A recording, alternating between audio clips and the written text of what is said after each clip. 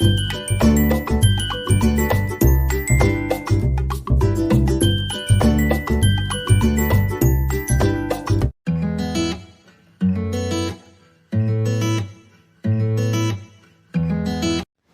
राधे, कैसे हो आप लोग।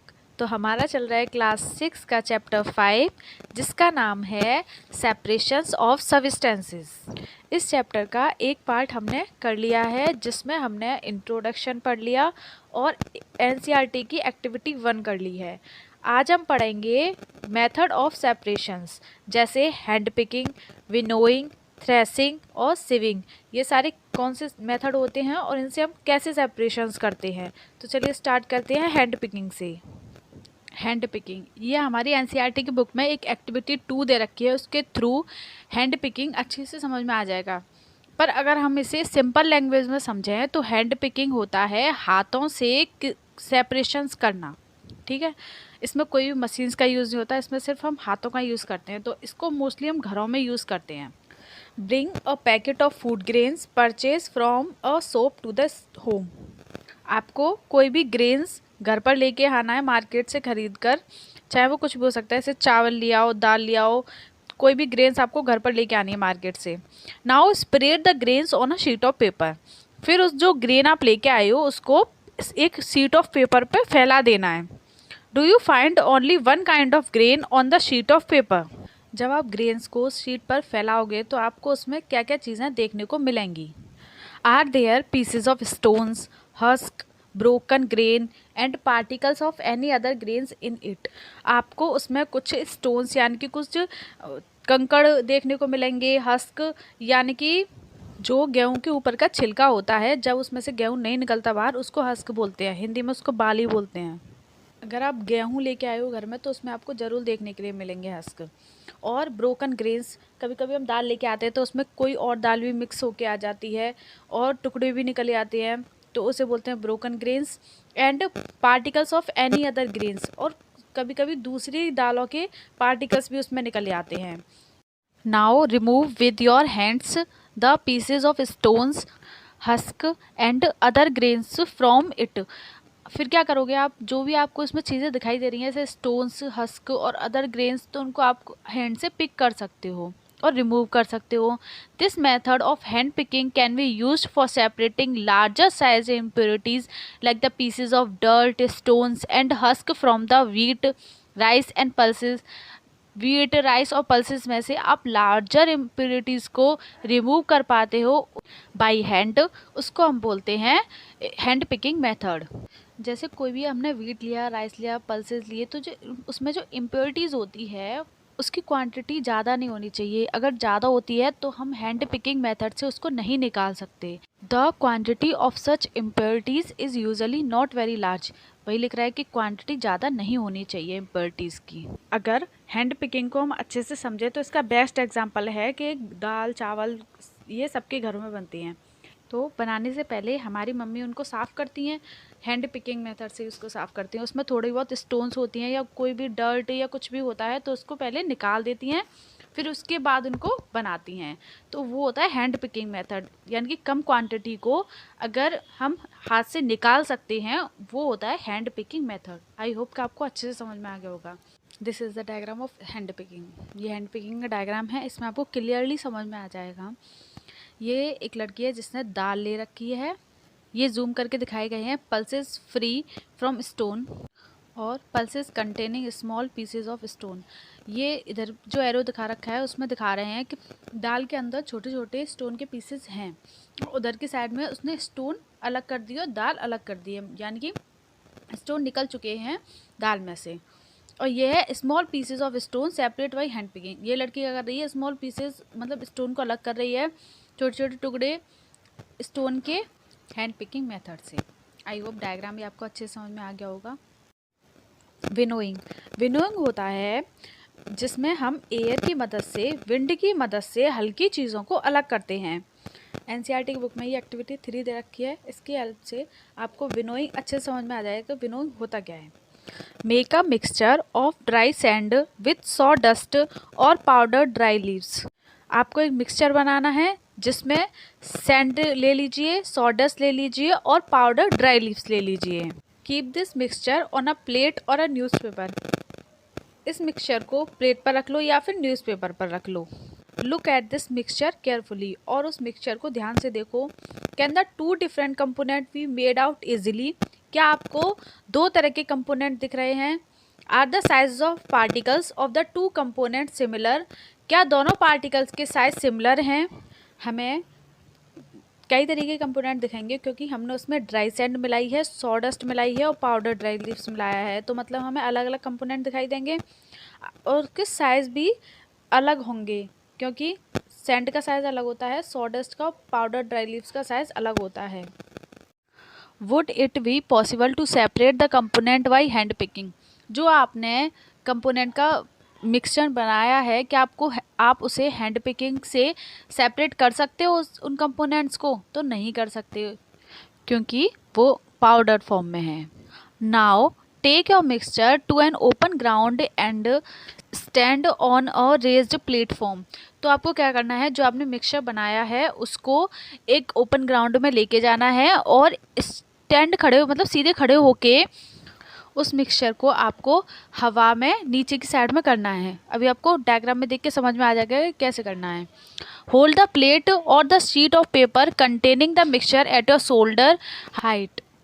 Tilt it slightly so that the mixture sided. What happened? Do both the components sand and sawdust fall at the same places? क्या होगा अगर हम ऐसे टिल्ट करेंगे उसको, तो सैंड और सॉडस्ट यानी कि जो लीव्स के पाउडर फॉर्म में पार्टिकल्स हैं वो दोनों सेम डायरेक्शन में गिरेंगे? तो नहीं, जो सॉडस्ट के पार्टिकल्स हैं वो विंड की वजह से थोड़े दूर गिरेंगे और जो सैंड के पार्टिकल्स हैं वो बिल्कुल नीचे गिरेंगे। Did the wind manage to separate the two components? क्या हवा की वजह से दो कंपोनेंट सेपरेट हो सकते हैं? तो हाँ, हो सकते हैं, यही तो है winnowing method. This method of separating two components of a mixture is called winnowing, यानी कि दो कंपोनेंट्स का सेपरेशन बाय विंड, उसे हम बोलते हैं विनोइंग।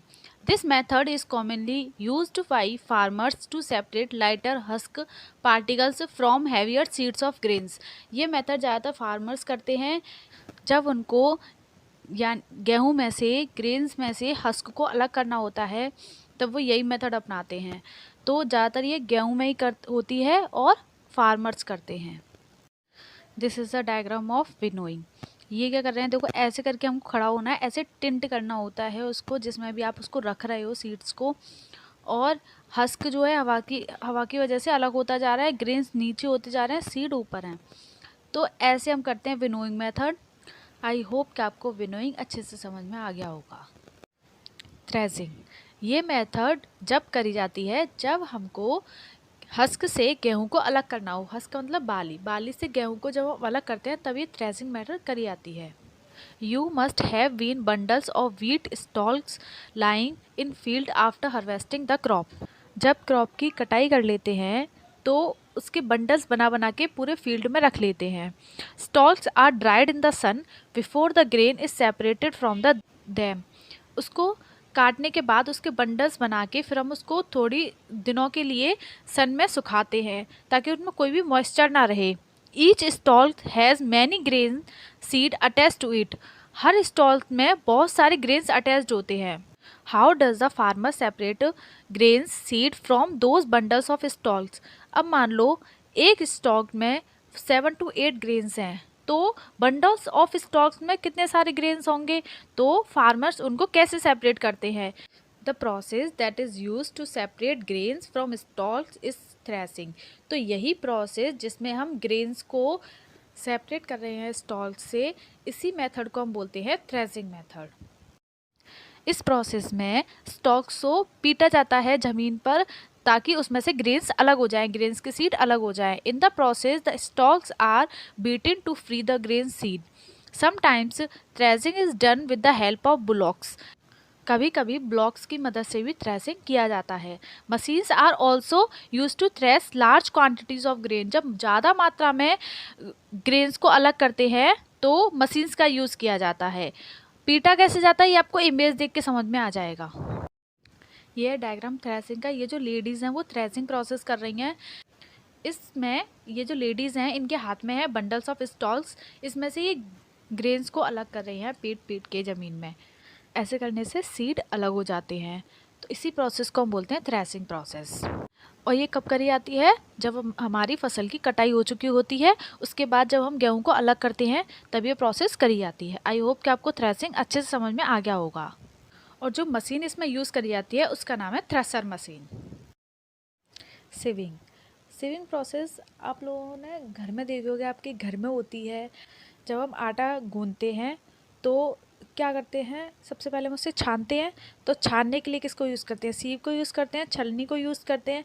तो वही प्रोसेस छानने को बोलते हैं। जब हम छान के कोई भी इम्प्योरिटीज़ को अलग कर रहे हैं और अपना जो हम काम में आ रहे हैं यूज़फुल प्रोडक्ट को अलग कर रहे हैं, तो उसी प्रोसेस को हम बोलते हैं सीविंग। यानी कि दो प्रोडक्ट को हम छान कर अलग कर रहे हैं, उसी प्रोसेस को सीविंग बोलते हैं। Sometimes we may wish to prepare a dish with flour. यानी कि कभी कभी हम सोचते हैं कि हम कुछ बनाते हैं, डिश बनाते हैं, किससे? फ्लावर से, यानी कि आटे से। We need to remove impurities that may be present in it. और हमको उसमें से इम्प्योरिटीज़ रिमूव करनी है जो कि उसके अंदर प्रेजेंट है। What do we do? तो हम क्या करेंगे? We use a sieve and pour the flour into it. तो हम क्या करेंगे? सीव लेंगे और उसमें आटे को डालेंगे और छानना शुरू करेंगे। Sieving allows the fine flour particles to pass through the holes of the sieve while the bigger impurities remain on the sieve। इसमें क्या होता है कि दो तरीके के पार्टिकल्स आपके पास होने चाहिए, तभी सीविंग के द्वारा आप उसे अलग कर सकते हो। जैसे जब हम उसे छानते हैं तो जो हम अलग करते हैं वो थोड़े उसके बड़े पार्टिकल्स होते हैं, और जो उसमें से निकल के नीचे की साइड में जाता है वो थोड़ा फाइन पार्टिकल्स होता है। तो जब हम सीविंग करते हैं तो एक कंडीशन ये होती है कि दोनों के पार्टिकल्स का साइज़ अलग अलग होना चाहिए। अगर मान लो सेम साइज़ के हुए तो कुछ भी नहीं निकलेगा, सारा का सारा उस छन्नी में से नीचे की साइड में चला जाएगा। तो सीविंग प्रोसेस तभी होती है जब पार्टिकल्स का साइज़ अलग अलग होता है। The sieving remove pieces of stones, stalks and husk that may still remain with wheat after threshing and winnowing। जब विनोइंग और थ्रेसिंग की प्रोसेस हो जाती है उसके बाद भी कुछ पीसेस ऑफ स्टोन्स, स्टॉक्स और हस्क के रह जाते हैं, तो वो इस प्रोसेस से हम निकाल देते हैं। You may have also noticed similar sieve being used at construction sites to separate pebbles and stones from sand.